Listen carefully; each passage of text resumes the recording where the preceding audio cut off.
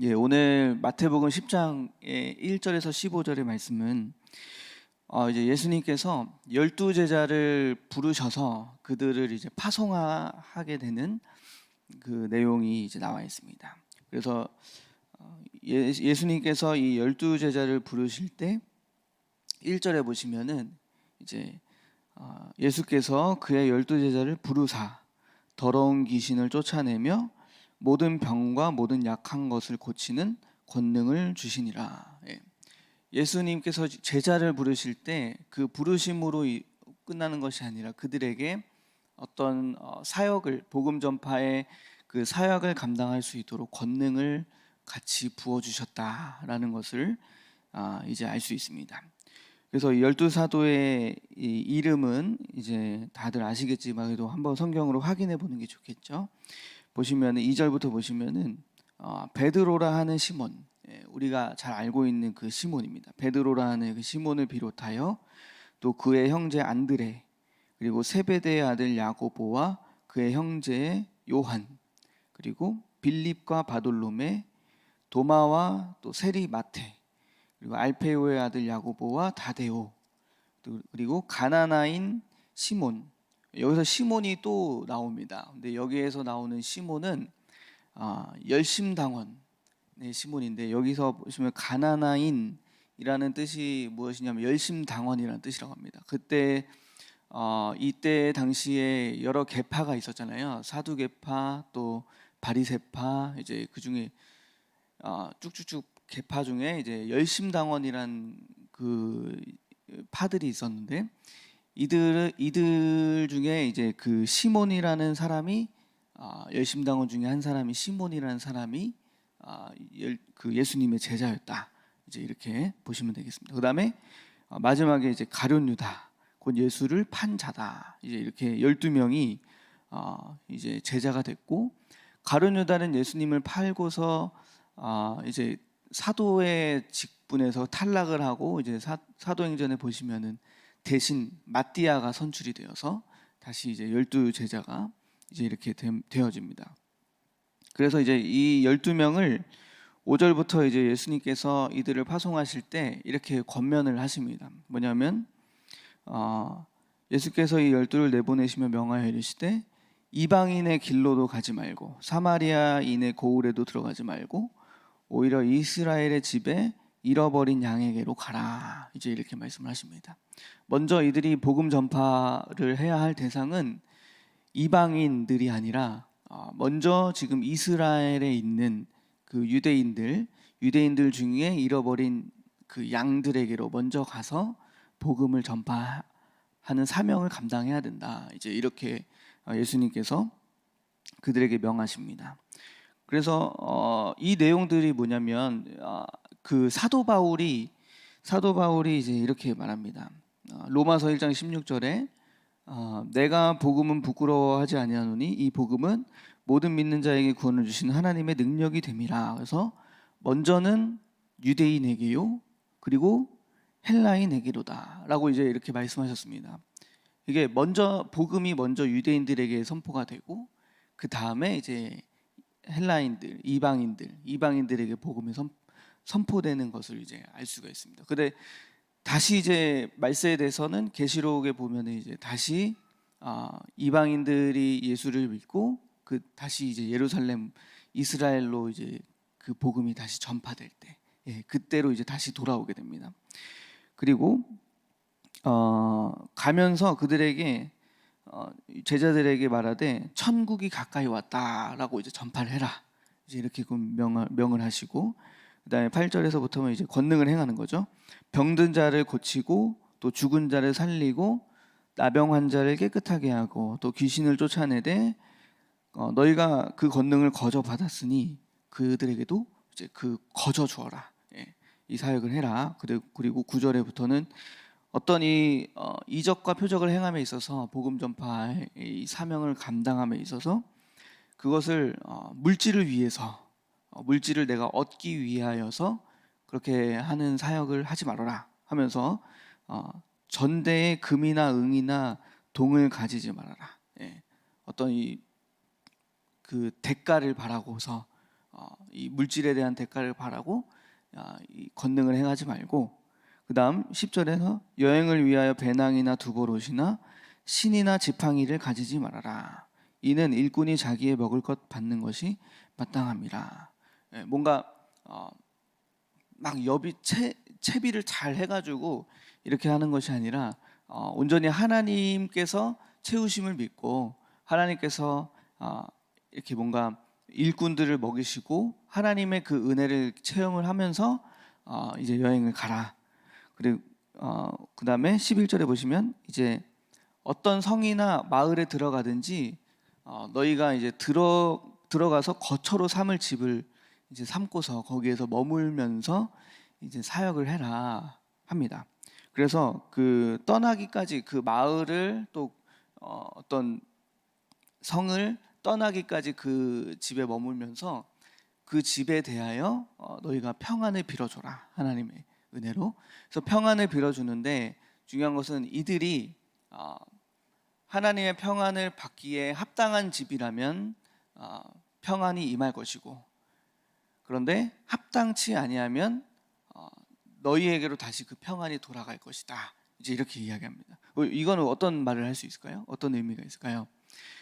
주의 종을 대접하는 자, 그 마음에 하나님께서 그 마음을 합당케 여기신다면, 진짜 진심을 다해서 그 주의 종을 섬기고 그 주의 종을 대접한다면 그의 집에 하나님이 주시는 평안이 임할 것이고, 그렇지 않다면 평안이 떠나게 될 것이다. 그러면서 14절에 이렇게 보면 뭐라고 하시냐면, 누구든지 너희를 영접하지도 아니하고 너희 말을 듣지도 아니하거든 그 집이나 성에서 나가서 너희 발에 먼지를 떨어버려라. 이렇게 말합니다.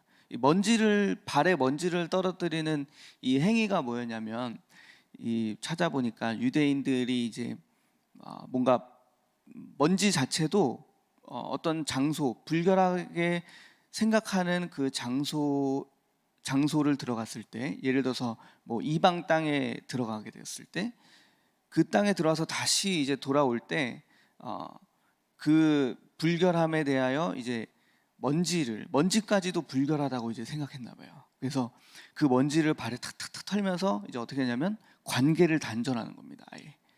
관계를 단절하는 그 행위를 한다고 합니다. 그래서 여기서 말하는 것은 뭐냐면은 너희 주의 종을 영접하지도 않고 그 다음에 말을 듣지도 않고 이러면은 그냥 관계를 그냥 단절해 버려라, 발에 먼지를 그냥 떨어 버려라 하면서 하나님 앞에 그의 어떤 판결을 주님 앞에 맡기라는 겁니다.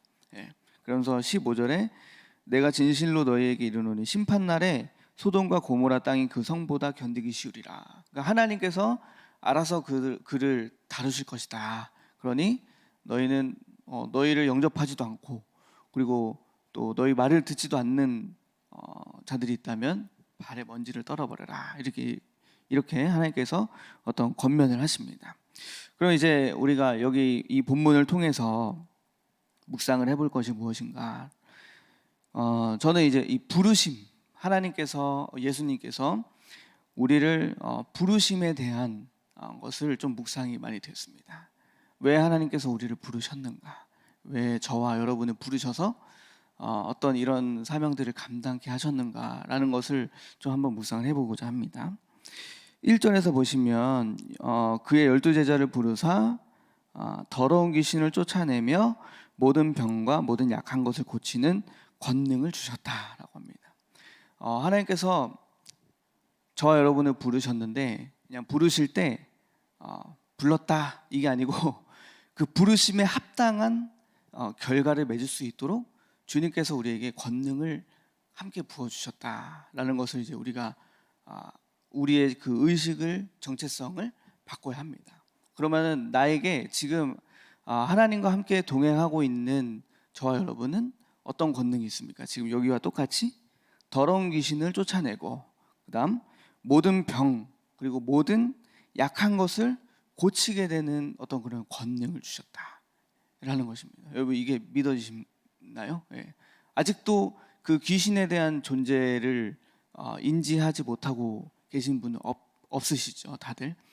저는 몰랐었는데 진짜 저의 삶의 현장에서 귀신의 역사를 체험하면서 아 진짜 그 영적인 그 흑암, 귀신이 영적인 존재가 있구나라는 거를 이제 깨닫게 됐습니다. 그래서 그 권능은 결국에는 이 권능은 어디에서 나오는가라고 했을 때 예수 이름의 권세로부터 이 권능이 주어진다는 겁니다. 저와 여러분에게 권능이 하나님께서 부어주셨지만 결국에는 근데 그 권능이 누구로부터 오는가?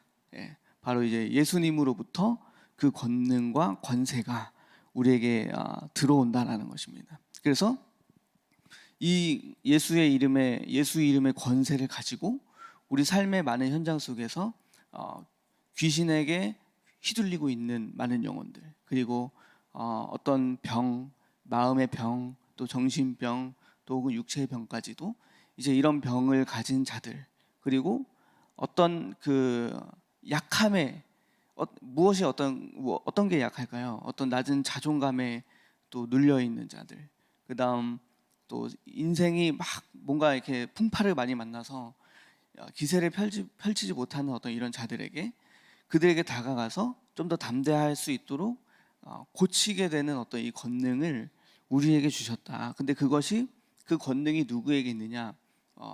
예수 그리스도의 그 이름의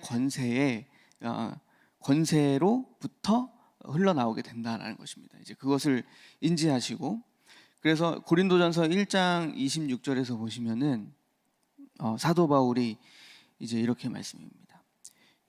고린도전서 1장 26절에 형제들아 너희를 부르심을 보라. 예, 왜 너희를 하나님께서 예수님께서 부르셨는가 봐라 하면서 육체를 따라 지혜로운 자가 많지 아니하며 능한 자가 많지 아니하며 문벌 좋은 자가 많지 아니하도다. 예, 그러면서 계속 쭉 27절부터 보시면 그러나 하나님께서 세상의 미련한 것들을 택하사 지혜 있는 자들을 부끄럽게 하려 하시고 세상의 약한 것들을 택하사 강한 것들을 부끄럽게 하려 하시며 하나님께서 세상의 천한 것들과 멸시받는 것들과 없는 것들을 택하사 있는 것들을 패하려 하시나니 이는 아무 육체도 하나님 앞에서 자랑하지 못하게 하려 하심이라. 이렇게 말씀하십니다. 그러면서 30절에 보면 너희는 하나님으로부터 나서 그리스도 예수 안에 있고 그리고 예수는 하나님으로부터 나와서 우리에게 지혜와 의로움과 거룩함과 구원함이 되셨다. 그러니까 결국에 예수님 안에 무엇이 있는 겁니까? 지혜와 그죠? 의로움과 거룩함과 구원함이 있는 것입니다. 그러니까 우리가 하나님으로부터 나왔고 그 하나님으로부터 예수님이 나오셔서 예수 안에 있는 우리, 예수님께 부르심을 받은 우리가 어떻게 합니까? 세상에 누구보다 약한 사람이잖아요. 세상에 약한 것들을 하나님께서 택하셔서 강한 사람들을, 강한 것들을 부끄럽게 하시고 미련한 나를 택하셔서 지혜로운 자들을 부끄럽게 하신다. 이 의미는 무엇이냐면 어떤 세상의 강함과 지혜보다도 영적으로 우리가 예수 이름 안에 있는 그 권세를 잡으면 하나님께서 우리를 높이신다라는 것입니다. 저는 이게 깨달아졌던 사건이 이제 몇 가지가 있었는데 제 삶에서 보면 이제 오나 집사님 우리 누나를 대할 때 제가 항상 이 꼬누고 있는 마음이 있었습니다. 뭐냐면 좀 미련하다. 항상 이런 생각을 항상 누나에게 제가 막 가지고 있었어요. 좀 이렇게 사람이 이렇게 미련하고 좀 이렇게 바보 같지? 약간 이런 마음을 항상 가지고 있었는데 어느 날인가 누나가 제가 그때는 고등학생 때였나? 그랬던 것 같아요.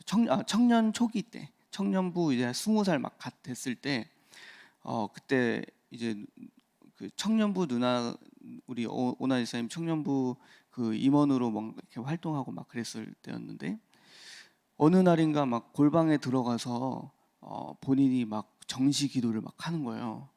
근데 좀 저는 그때는 막 이렇게 미련하게 봤어요. 뭐 기도한다고 뭐가 되나?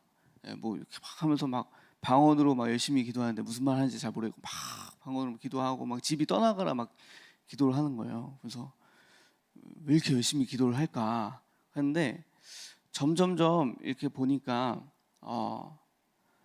내가 스스로 나 자신을 지혜롭게 생각하고 있었던 저 자신은 하나님 앞에서 뭔가 부끄러운 일들을 굉장히 많이 만나게 되는 걸 좀 경험했습니다. 근데 우리 오나 집사님은 사람들로 하여금 뭔가 이렇게 자꾸 칭찬받고 사람들이 오나 집사님을 막 이렇게 세우는 거예요. 이렇게 칭찬을 하면서 막 이렇게 세우고 우리 오나가 막 영적으로 뭐가 어떻고 저쩌고 막 이런 일들을 막 만나는 거예요. 그래서 그걸 보면서 그때 좀 깨달았습니다. 뭔가 그 방법이 기도를 하면은 뭔가 바뀔까 했는데 진짜 뭔가 그 삶에서 누나가 성품이 바뀌어져 가고, 그리고 하나님 앞에 어떤 헌신하는 그 내용들이 달라지고, 그리고 사람들한테 덕이 되고 칭찬받는 사람으로 이렇게 높임을 받는 거를 경험을 하면서 이제 그런 것들을 좀 많이 경험을 하게 됐습니다. 그리고 어떤 사건이 있었냐면, 제가 찬양 인도를 이렇게 하잖아요. 그러면은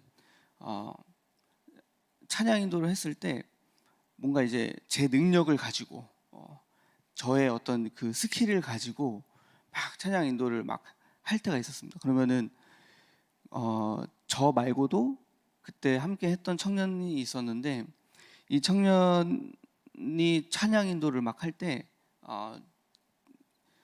자꾸 이 뭔가 사람들이 은혜를 받는다, 또 뭔가 성령의 찬양이다, 막 이제 이런 말들을 막 들리는 거예요. 그리고 그때 제가 나는 뭘 잘못했지? 나는 뭐가 안 되지? 막 이렇게 스스로 좀 점검을 하면서 보니까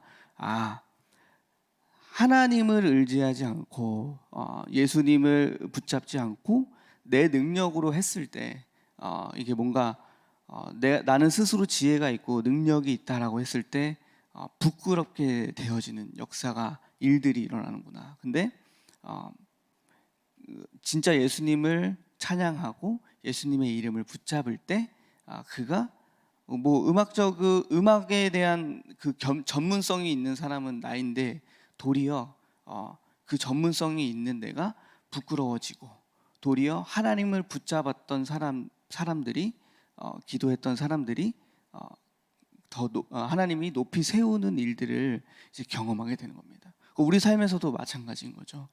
우리 삶에서도 뭔가 내가 하려고 하는 거, 내가 기술이 있다고, 또 내가 능력이 있다고, 나의 어떤 이런 전문성이 있다고 해서 내가 하나님을 이렇게 의지하지 않고 내 능력으로 해 나갔을 때 뭔가 그러지 못한 사람들에 비하여 기도하고 하나님을 붙잡고 예수 이름을 붙잡은 그 예수 안에 있는 그 사람들로 하여금 뭔가 부끄러운 역사가 내 삶에서 벌어지게 된다라는 것을 이제 우리가 경험을 통해서 알 수가 있습니다. 그래서 저 여러분은 어떻게 합니까? 오직 예수의 이름의 권세로, 또 예수 이름 안에서 예수로 붙잡고 나아가서 우리가 모든 일들을 해야 할 줄로 믿습니다.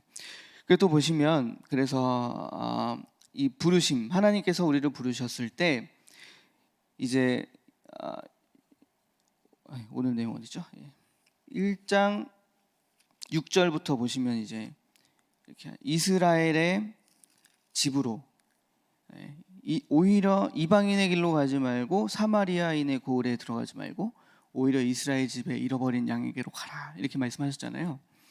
이제 이거는 저는 오히려 이스라엘의 집에 잃어버린 양에게 가라, 이거는 무엇일까, 어떤 의미가 있을까 했을 때 성령 인도를 잘 받아야 된다는 것입니다. 어떤 의미냐면 주님이 뜻하신 곳에 내가 있어야 되는 것입니다. 주님이, 예수님께서 뜻하신 사역과 뜻하신 곳에 내가 가야 한다. 이게 깨달아졌던 것은 이제 저 삶에서 제가 이제 대학원을 이제 휴학을 하고 한 계산을 해보니까 한 2년 정도 한 것 같아요. 2년 정도 이제 알바의 길로 접어들었거든요. 주의 길을 가는 것을 잠깐 중단하고 알바의 길로 들어갔어요. 근데 이 알바의 길로 들어가니까 어떤 게 보이냐면 저 삶에서 첫 번째로 뭐냐면 소명의식이 희미해져요. 예. 소명의식이라는 것은 하나님께서 나를 부르셨다. 예, 나를 하나님께서 주의 종으로 부르셨다. 이 부르심에 대한 확신이 이게 점점 희미해져 가는 거예요. 근데 어떻게 희미해져 가냐면 첫 번째로는 이 물질로 오더라고요. 물질로 인해서 이제 뭔가 와요. 첫 번째, 제가 알바의 길을 택했던 이유는 학비가 없으니까 내가 벌어야겠다 해가지고 이제 들어갔습니다. 그래서 어떻게 하죠? 학비를 열심히 벌어서 학비 내고 학교 다니면 되지 했는데, 중요한 건 저의 역량을 그때 깨달았습니다. 저의 그릇을 저는 두 가지를 못합니다. 저는 하나에 전념을 해야 되는 사람인 거예요. 그래서 보니까 알바를 그때 1시 정도였나 2시 정도에 출근을 해가지고 6시 막 이렇게까지 했었는데, 참 사람이 심리가, 이 심리적인 것도 아셔야 되는데, 이 심리가 어떠냐면 사람이 항상 일을 하면은 그 열심히 노동한 것에 대한 보상 심리가 있어서 열심히 일을 한 것에 대하여 내가 쉬고 싶고 놀고 싶고 먹고 싶고 자고 싶고 이제 이런 심리들이 이게 막 유혹이 와요. 그래서 어떻게 하냐면 알바를 하고서 이제 집에 오면 안 하죠. 그냥 놀죠. 그냥 놀게 되는 거예요. 그러면서 세월을 다 까먹으면서 이제 어떻게 되냐면 허송 세월을 보내게 되는 겁니다. 그러면서 이제 점점 이 길이 내가 주의 종의 길을 가는 것이 맞는가? 이제 이렇게 희미해져 오는 거예요. 이 사단이 막 속삭이는 거죠. 불어넣는 거죠. 근데 둘째로는 물질은 채워지는데, 물질은 충만하게 있는데 중요한 건 이 물질이 다 새나가고 결국에 영적으로 막 뭔가 피폐해지기 시작하는 거예요. 그러면서 쭉쭉쭉 가다가 어떻게 되냐면 어느 날 한계에 탁 부딪히게 되더라고요. 이 한계는 도저히 내가 능력으로 내가 지금 가진 어떤 스펙으로 해결할 수 없는 한계. 그 한계를 딱 만나게 됐을 때 그때 딱 만나게 됩니다. 제가 만났던 한계는 그때 이제 자동차가 크게 그 고장이 났을 때, 몇백만 원 깨졌을 때 그때 이제 한계를 만난 거예요. 그러면서 분명히 알바는 하고 그리고 돈은 이렇게 물질은 들어오는데 왜 이거를 이게 안 되고, 그리고 이제 결혼도 하고 자녀도 있기 때문에 막 육아를 해야 되는 그 과정이 모든 경제가 그 한 번의 사건으로 인해서 그냥 크게 좀 무너지게 된 거죠. 큰 금액은 아니라 할지라도 근데 저희 가정에게는 엄청난 금액이기 때문에 그게 딱 무너짐을 경험하게 되면서 이렇게 있었을 때 그 한계에 부딪히게 됩니다.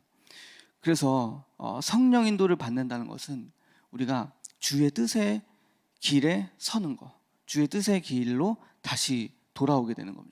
그래서 저는 이제 그때 한계를 딱 만나고서 저희 이제 부모님을 통해서 이 문제를 어떻게 해결할 것인가 같이 막 얘기를 나누면서 했던 것이 다시 주님의 길로 돌아가야 된다. 신학대학원을 다시 마쳐야 된다. 확정해야 된다. 이제 이게 와서 올해 이제 다시 들어가기로 했거든요. 그래서 복학 신청하고 지금 시간표 짜고 그다음에 뭐죠? 전도사고시 이제 3월에 또 그거 보고 준비하고 있고, 이제 딱 확정된 길로 돌아가니까 중요한 건 어떻게 하냐면 주의 길로 딱 돌아섰을 때 무엇이 찾아오냐면 평안이 내게 들어오게 됩니다. 평안. 그래서 요한복음 14장 27절에 이제 예수님께서 말씀하시죠. 평안을 너희에게 끼치노니 곧 내가 주는 평안. 이 평안은 세상이 주는 것과 비교할 수 없는 평안이다. 이제 이렇게 말씀을 하시는 거죠.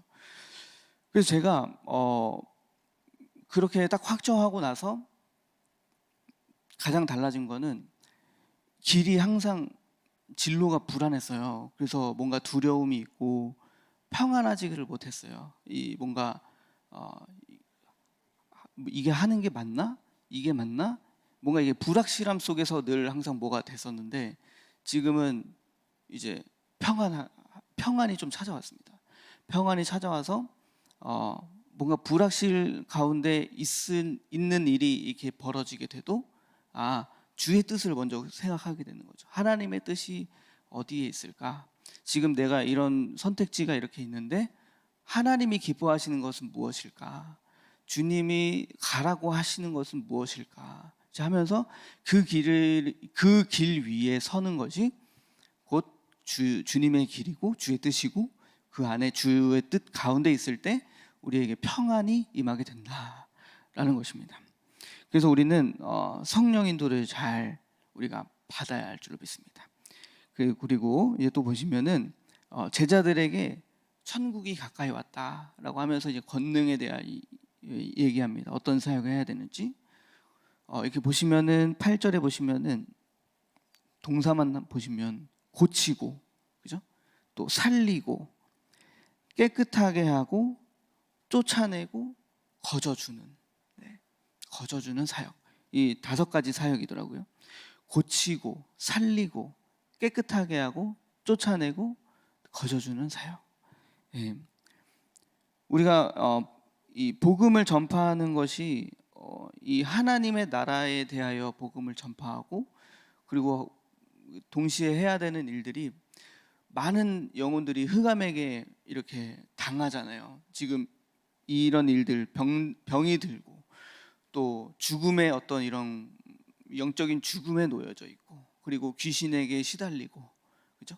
이제 이런 것들, 그 다음에 이런 것들을 통해서 이런 것들을 바라보고 우리가 해야 할 사역은 흑암을 쫓아내면서 동시에 고치고, 그다음에 살리고, 깨끗하게 하고, 그다음에 귀신을 쫓아내고, 그다음에 거저주는 사역. 제가 이제 이게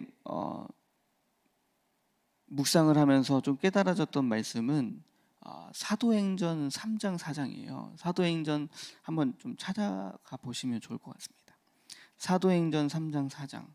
이거는 이제 베드로와 나면서부터 그 안진뱅이를 고치면서, 그 안진뱅이를 고치는 사건 속에서 이제 많은 사람들에게 그 설교를 하면서 이 영혼들이 돌아오게 되는 그 사건이거든요. 그래서 3장 4장에 보시면은 이제 기니까 제가 요약을 해보면은 먼저 이제 3장에 베드로와 요한이 정시기도 시간에 성전으로 가서 이제 기도를 하러 갈 때 성전 미문에 이제 앉아있던 안진뱅이가 있습니다. 이 안진뱅이를 베드로가 이제 고칩니다. 근데 고칠 때 예수 이름의 권세로, 나사렛 예수의 이름으로 일어나 걸어라 하면서 이제 이런 권세로 그를 고칩니다. 그래서 그가 고침을 받고서 어떻게 됩니까? 사람들이 그 안진뱅이가 다시 일어나는 걸 보고 놀랍게 여긴 거예요. 근데 이제 이게 막 소문이 나면서 그때 그 공회로 이들이 잡혀갑니다. 베드로와 이제 이런 사람들이. 그래서 너희가 이래서 솔로몬의 행각에 불리는 행각에 모여서 막 베드로가 설교를 합니다. 어떻게 하냐면 12절에 베드로가 이것을 보고 백성에게 말하되, 막 모여 있는 걸 보고 이제 베드로가 이야기하는 거예요. 설교를 하는 거예요. 이스라엘 사람들아, 이 일을 왜 놀랍게 여기냐? 이 고치게 된 권능은 우리 개인의 권능으로 한 것이 아니고 경건으로 이 사람을 걷게 한 것이 아니다. 이 사람을 걷게 한 것은 예수의 이름, 예수 이름의 권세가 이 사람을 완전히 낫게 했다. 그죠? 그래서 16절에 보면 그 이름을 믿음으로, 그 이름이 너희가 보고 아는 이 사람을 성하게 하였다. 예수로 말미암아 난 믿음이 너희 모든 사람 앞에서 이같이 완전히 낫게 하였느니라, 이렇게 말씀을 합니다. 예수 이름의 권세가 이 사람을 낫게 한 거다. 우리의 개인의 능력과 경건이 이 사람을 낫게 한 것이 아니다 하면서 이제 막 하는데, 이게 서기관들, 그 다음에 그때 관리들한테 들어가서 공회에 그들이 잡혀갑니다. 그래서 공회에 잡혀가서 그들이 베드로와 그들에게 막 이제 신문을 합니다. 왜, 어떤 이름으로, 어떤 권세로, 권능으로 이 일을 행하느냐. 그러자 이제 베드로와 요한이 담대하게 말하는 거예요. 우리가 한 것이 아니고 너희가 십자가에 못 박은 그 예수의 이름으로 우리가 이 권능으로 이렇게 고치는 거다 하니까 이들이 이 어찌할 바를 모르는 거예요. 왜냐하면 표적이 나타났기 때문에. 어떤 표적이죠? 그가 병 고침을 받고 살아나게 된 어떤 이 표적이 나타나기 때문에 이들을 어떻게 하지를 못하는 거예요, 베드로와 요한을. 그래서 일단은 막 겁만 주고 막 무섭게 하고서 다시 돌려보냅니다. 돌려보낼 때 23절에 4장 23절에 보면 사도들이 놓여서 동료들한테 가가지고 이제 이 관리들 제사장들과 또 이 장로들이 막 이렇게 하더라, 이렇게 우리를 겁박을 주고 이렇게 했다. 그러니까 이들이 다 같이 24절에서 보면은 4장 24절에 한 마음으로 하나님 앞에 소리를 쳤다. 기도를 한 거예요. 그래서 기도를 하면서 뭐라고 하냐면 25절 26절에 보면은 주의 종 우리 조상 다윗의 입을 통하여 성령으로 말씀하시기를 어찌하여 열방이 분노하며 족속들이 허사를 경영하였는고 세상의 군왕들이 나서며 관리들이 함께 모여 주와 그의 그리스도를 대적하도다 하시니로소이다. 이게 뭐냐면 시편 2편의 말씀이에요. 이게 이 시편 2편의 말씀을 그들이 이제 인용을 하면서 뭐라고 하냐면 27절에 과연 헤롯과 본디오 빌라도는 이방인과 이스라엘 백성과 합세하여 하나님께서 기름 부으신 거룩한 종 예수를 거슬러 하나님의 권능과 뜻대로 이루려고 예정하신 그것을 행하려고 이 성에 모였나이다. 이게 무슨 말이냐면 지금 우리가 받는 이 고난 그리고 이 어려움 이것이 이들이 지금 해석이 된 겁니다. 어떻게 해석이 됐냐면 말씀으로 해석이 된 거예요. 시편 2편에 이런 말씀이 하나님 이런 말씀을 하시지 않았나요? 과연 그 말씀대로 지금 헤롯과 그다음에 본디오 빌라도 이방인 이스라엘 백성들은 이렇게 지금 합세해서 하나님께서 기름 부으신 그 종 예수를 거슬러서 지금 행동을 하고 있군요. 그럼 우리가 오히려 기뻐해야 되는 겁니다. 이거는 어떻게 해요? 왜요? 28절에 하나님의 권능과 뜻대로 이루려고 예정하신 그것을 행하려고 이 성에 모였나이다. 그러니까 지금 말씀대로 하나님의 말씀대로 지금 이렇게 이루어지고 있군요. 이제 이렇게 이야기를 하는 거예요. 그래서 저는 이걸 보면서 어떤 그 묵상이 많이 됐냐면 우리 삶에서 담대하게 하나님의 복음을 전파해야 되는 거거든요. 이 말씀의 권세를 인정하고 권위를 인정하고 담대한 말씀을 가지고 우리가 가야 하는데 근데 나에게 오는 여러 가지 그 복음을 전파할 때 나에게 오는 여러 가지 고난들이 있잖아요.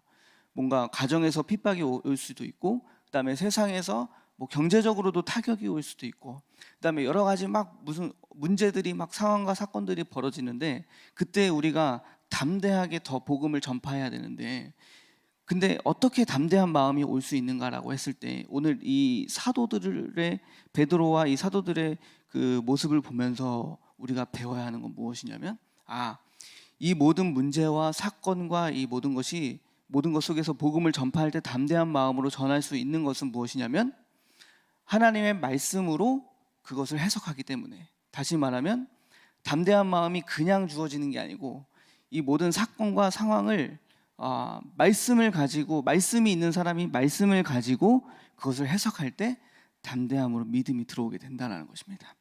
이거는 구약에서도 이미 증거가 있죠. 여호수아 갈렙이 그랬습니다. 여호수아 갈렙이 하나님께서 약속하신 그 약속의 땅을 정탐하러 갔을 때 10명의 정탐꾼, 12명의 정탐꾼인데 10명의 정탐꾼들은 상황에 눌려서 우리는 메뚜기와 같다. 그들은 거인이다. 라고 하고 우리는 메뚜기와 같다. 라고 했지만 여호수아 갈렙은 이미 그 약속 언약의 하나님의 말씀을 붙잡고서 그 사건을 바라보기 때문에 어떻게 됩니까? 이 땅은 심히 아름다운 땅이다. 하나님께서 우리에게 주실 심히 아름다운 땅이라 이렇게 믿음으로 신앙 고백이 될 수 있었던 겁니다. 이게 담대한 마음으로 나아갈 수 있었던 것이죠. 그래서 이 권세는 예수 이름의 권세로 우리가 가야 하는데 그냥 주어지는 것이 아니라 담대한 마음, 믿음과 마음이 생기는 것은 모든 사건과 상황 속에서 우리가 하나님의 언약의 말씀을 가지고 그것을 해석할 때 담대한 믿음과 마음이 생긴다라는 것입니다. 제가 이제 저희 가정이 막 이사를 가려고 막 이렇게 열심히 했잖아요. 근데 지금 막 갑자기 집을 보러 막 이렇게 오시는 거예요. 그래서 어제도 집을 보러 왔는데 너무 마음에 든다고 막 그 사람이 그러고 갔어요. 근데 이제 그래서 제가 이제 부동산에 찾아갔죠. 어제 부동산에 찾아가서 그러면은 그 사람은 마음에 든다고 하는데 나는 그렇다면 갈 집은 있는가 이제 하면서 이제 가서 이제 물어봤어요. 그랬더니 그 부동산 하시는 분이 막 말씀을 해주더라고요.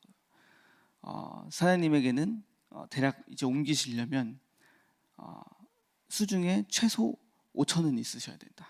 그러면서 그러면 5천 있으시냐? 없습니다.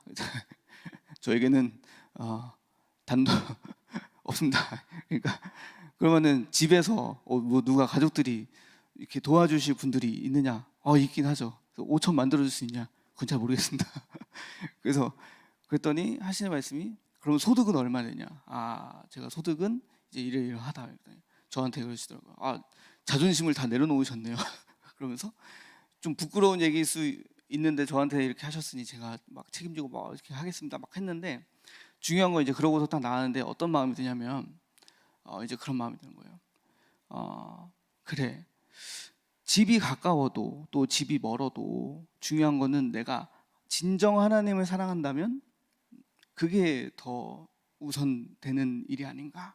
그래서 이런 생각 막 드는 거예요. 그래.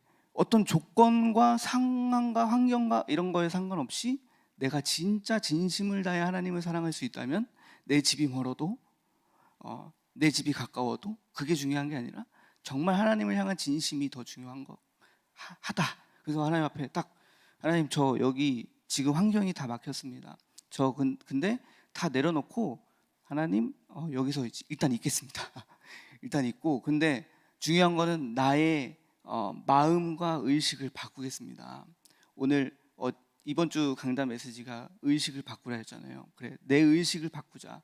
나는 왜 골드 클래스로 갈만 하는가라는 어떤 이런 의식 속에서 있었는데 그 의식을 내가 지금 있는 집도 감사하면서 내가 있는 이 집에서 어떻게 하면 더 하나님을 사모하고 섬길 수 있는가 이런 것을 더 생각하면서 내 의식을 바꾸자. 그러면 하나님께서 때가 됐을 때 내 그릇이 찼을 때 내 잔이 넘칠 때 하나님께서 해주실 것이다. 이제 이런 믿음으로 고백이 나오더라고요. 그래서 그러니까 딱 내려놓으니까 좀 평안한 거예요. 그래서 그래 어떤 조건보다도 하나님을 향한 진심이 더 중요하지. 이제 이렇게 신앙 고백을 했습니다.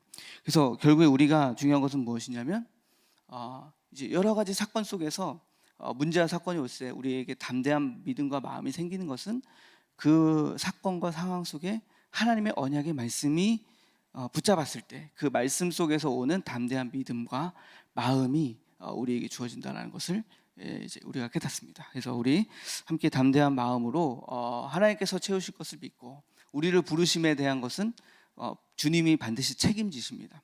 이것을 믿고 우리가 함께 나아가는 시간 되기를 소망합니다. 기도하겠습니다. 하나님 아버지 감사합니다. 하나님은 우리를 부르셔서 많은 것들을 고치고 살리고 또 깨끗하게 하고 쫓아내며 또 거저주기 위한 여러 가지 사역을 하게 권능을 부어주셨습니다. 하나님 이 권능의 사역들을 통해서 하나님의 나라가 우리를 통하여 이 시간 회복되고 확장될 수 있는 믿음으로 이 시간 나아가도록 이 시간 은혜를 더하여 주시옵소서. 우리에게 예수 이름의 권세를 붙잡도록 함께하여 주시옵소서. 감사드리며 예수 그리스도의 이름으로 기도드립니다. 아멘.